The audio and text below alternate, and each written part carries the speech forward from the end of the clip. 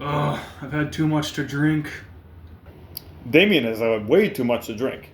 What option should he choose? Should he call for an Uber? Should he drive home himself? Or should he fist fight the bouncer? He chose option B, which is to drive home himself. No, not now.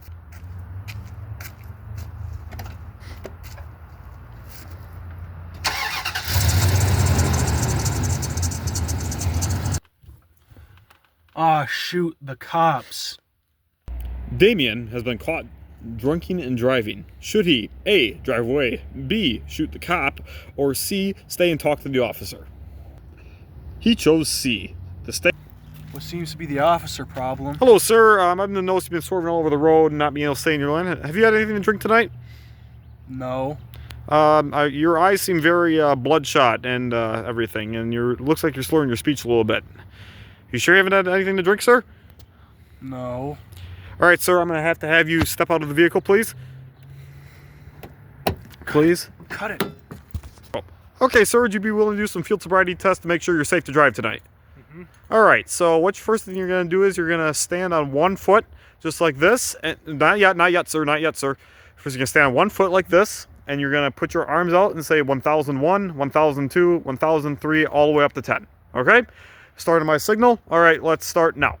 1001, 1002, 1003, 1004, 1005, 1006. Sir, I'm going to have to place you under arrest tonight for drinking and driving. You are not safe to drive tonight.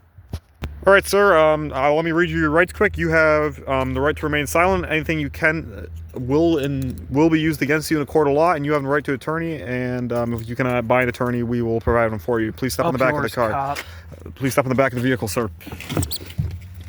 Okay, sir. You're going to be taken to the Vernon County Jail for drinking and driving.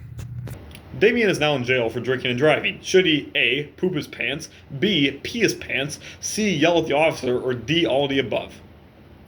He picked all of the above. Screw you, officer. Don't be like Damien. Drinking and driving can ruin someone else's life or your own.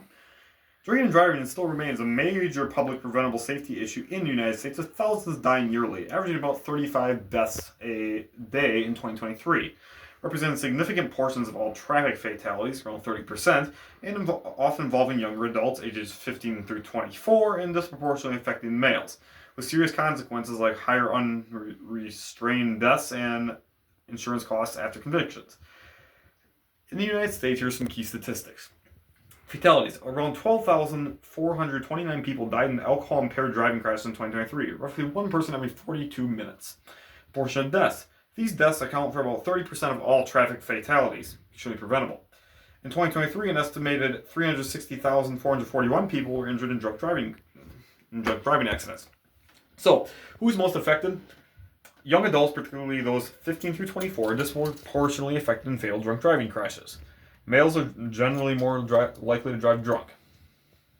So please, all I ask of you is whatever you do not drink and drive. It can affect your life, it can affect someone else's, and it can ruin yours all forever.